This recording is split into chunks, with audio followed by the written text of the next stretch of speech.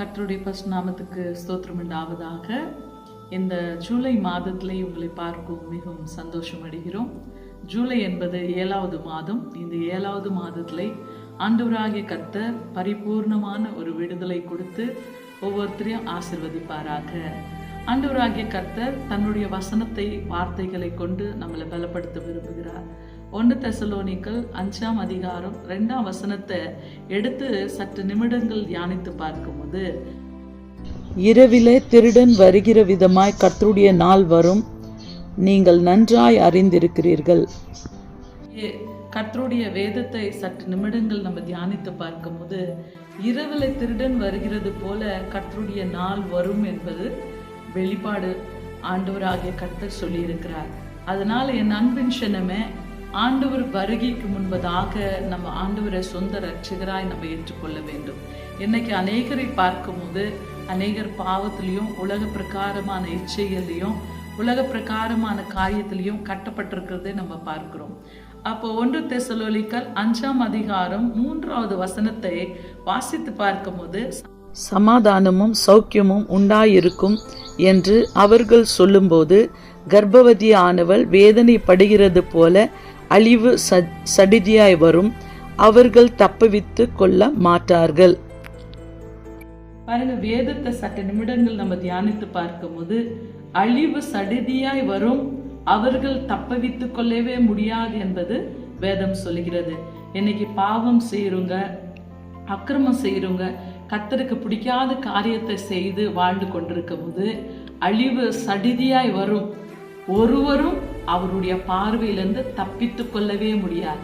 அன்பின் சகோதரிய சகோதரனை, இன்னைக்கு நாம நினைக்கலாம், நான் செய்யற பாவம், நான் செய்யற அக்கிரமம், நான் செய்யறது யாருக்கு தெரியாதுன்னு நம்ம நினைக்கலாம். ஆனா ஆண்டவராகிய கர்த்தர் ஒவ்வொருத்தரையும் அவர் ஆராய்ந்து பார்க்கிறவராயிருக்கிறார்.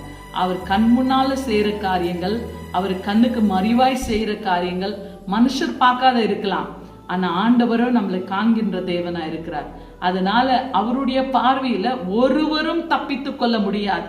ஏன்னா வேதம் தெளிவா சொல்கிறது, அவருக்கு விரோதமாய் செய்கிற காரியங்களை ஆண்டவருக்கு விரோதமாய் நம்ம வாழும்போது எப்படி ஆண்டவருடைய அழிவு வரும் என்பது பார்க்கும்போது, ஒரு கர்ப்பிணி ஸ்திரீக்கு பிரசவ வேதனை எப்படி வரும்? திடீர்னு வரும். அந்த பிரசவ வேதனை வருவது போல ஆண்டவருடைய அழிவு திடீர்னு வருமா? எப்படி வரும்? அழிவு சடதியாய் வரும், அவர்கள் ஒருபோதும் தப்பித்து கொள்ளவே முடியாது.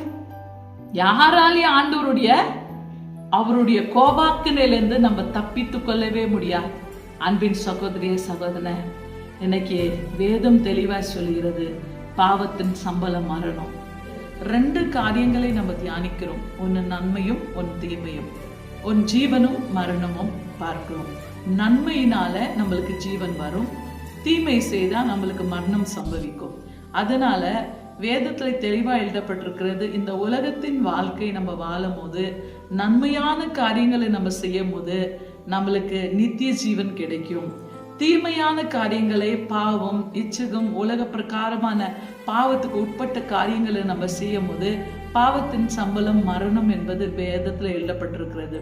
பாருங்க, நம்ம செத்து பரலோகத்துக்கு போனா அங்க பரலோகத்துல ஜீவ புத்தகம் என்பது ஒரு புத்தகம் இருக்கும்.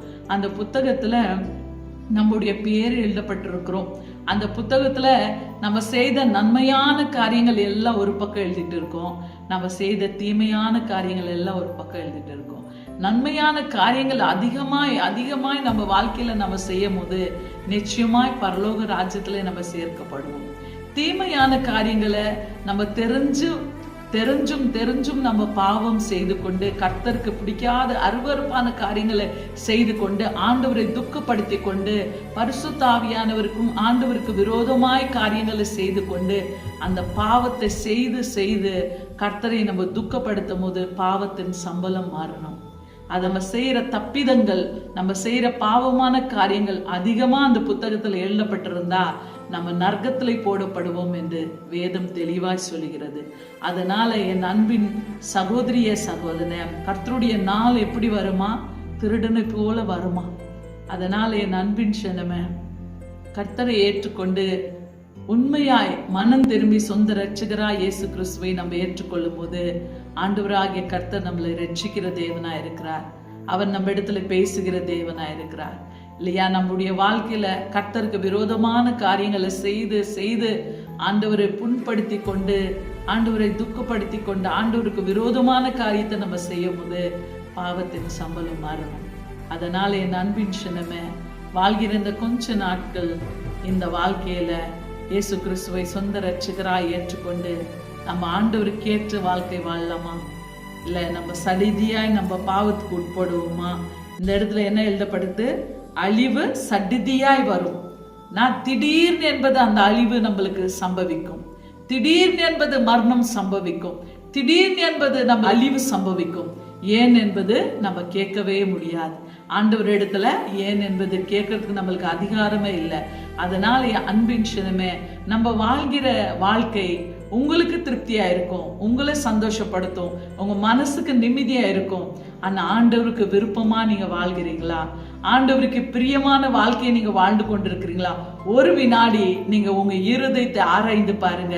நீங்க ஆண்டவருக்கு விருப்பமா வாழ்ந்து கொண்டிருக்கிறீங்களா, இல்ல உலகத்தின் காரியங்களை பார்த்து உலக பிரகாரமான காரியத்துக்காக நீங்க ஓடிக்கொண்டிருக்கிறீங்க, சுற்றி திரிந்து கொண்டிருக்கிறீங்களா? இன்னைக்கு அன்பின் சின்னமே, அன்பின் சகோதரிய சகோதரனே, உலகத்தின் காரியங்கள் உங்களுக்கு முக்கியமா, இல்ல ஆண்டவர் உங்களுக்கு முக்கியமா? இன்னைக்கு ஒரு தீர்மானத்துக்குள்ள ஆண்டவர் உங்களை நடத்த விரும்புகிறார். ஏன்னா இந்த ஜூலை மாதம் 7வது மாதம் பரிபூர்ணமாய் ஆண்டவர் உங்களை விடுவிக்க அவர் வல்லவராய் இருக்கிறார். இன்னைக்கு நீங்கள் எடுக்கிற தீர்மானம் என் அன்பின் சகோதரிய சகோதரன், ஆண்டவருக்கு முக்கியத்துவம் கொடுக்கிறீங்களா, இல்ல உலகத்தின் காரியங்களுக்கு நீங்க முக்கியத்துவம் கொடுக்கிறீங்களா? ஒரு வினாடி உங்க இருதயத்தை நீங்க ஆராய்ந்து பாருங்க. துன்ப நாட்கள் வரத்துக்கு முன்பதாக உன்னுடைய சிருஷ்டி கர்த்தரை நினைவலை வைத்துக் கொள் என்பது வேதம் சொல்லுகிறது. ஏன்னா ஆண்டவராகிய கர்த்தர் இன்னைக்கு எதற்காக அவர் சிலுவையில மரணம் அடைந்தார்? உன்னுடைய பாவத்துக்காக, உன்னுடைய மீறுதல் நிமித்தம், உன்னுடைய அக்கிரமத்துக்காக தன்னுடைய ஜீவனை அவர் கொடுத்திருக்கிறார். அதை நினைவுல நம்ம வைத்துக் கொள்ள வேண்டும். ஜூலை மாதத்துல நீங்க எடுக்கிற தீர்மானம் தான் ஆண்டவர் உங்களை நித்திய ஜீவனுக்குள்ள அவர் நடத்த விரும்புகிறார். இந்த தீர்மானம் இந்த 7வது மாதத்துல முழுமையா உங்க வாழ்க்கையை ஆண்டவருக்கு ஒப்பு கொடுத்து பாருங்க. ஆண்டவர் உங்க வாழ்க்கையின் சூழ்நிலைகளை நிச்சயமாய் அவர் மாற்ற வல்லவராயிருக்கிறார். ஒரு வினாடி நம்ம எல்லாரும் கண்களை மூடி செபிப்போம். உங்க குடும்பத்துக்காக நாங்கள் செபிக்க விரும்புகிறோம். அன்பின் பரலோக பிதாவே, சோத்திரிக்கிறோம் ஆண்டவரை. ராஜா, இந்த ஜூலை மாதத்துல நாங்க பிரவேசித்து இருக்கிறோம் ஆண்டவரை. ரட்சகா தேவனை, ஒவ்வொரு குடும்பத்தை நீங்க காப்பாற்ற வந்த ரட்சகர் ஆண்டவரை. ஆமா ஆண்டவரை, ராஜா வேதத்தை கொண்டு நீங்க பேசுகிற தெய்வம் ஆண்டவரை. ஒவ்வொரு இல்லங்களை, ஒவ்வொரு உள்ளங்களை தேவனை மனம் திரும்புதல் காணப்படுற்றும் ஆண்டவரை. ஆவியானவர் எப்படி கிரியை செய்வார் என்று அந்த உள்ளங்களை ஒரு பயத்தை உண்டாக்குவீராக ராஜா. ஓ ஆண்டவர் எப்படி வருவார் இரவுல, ஓ திருடனை போல அவர் வருவார். ஒவ்வொரு குடும்பங்கள் ரட்சிக்கப்படட்டும் ஆண்டவரை. ஒவ்வொரு குடும்பங்கள் மனம் திரும்பட்டும் ஆண்டவரை. ஒவ்வொரு குடும்பங்களுக்குள்ள மாற்றங்கள் காணப்படட்டும் ஆண்டவரை. அப்பா, அந்த குடும்பத்துல இருக்கிற அழிவுகள் ஆண்டவரை, கர்த்தருக்கு பிடிக்காத காரியங்களை நீக்கி போட்ட ஆண்டவரை, இந்த நாளில் நீங்க கொடுத்த அதிகாரத்தை கொண்டு அந்த சராசரத்தை படித்த தேவனுடைய நாமத்தினால் ஒவ்வொரு குடும்பங்கள் ரட்சிக்கப்படட்டும் ஆண்டவரை. ஒவ்வொரு குடும்பங்களுக்குள்ள மாற்றங்கள் காண வேண்டும் ஆண்டவரை. ஐயா, நீங்க கொடுத்த அதிகாரத்தை கொண்டு ஒவ்வொரு குடும்பங்களையும் ஆண்டவரை உம்முடைய பாதத்தில் அர்ப்பணித்து இயேசு கிறிஸ்து இனியற்ற நாமத்தினால் செபிக்கிறோம் ஜீவனுள்ள நல்ல பிதாவே. ஆமென்.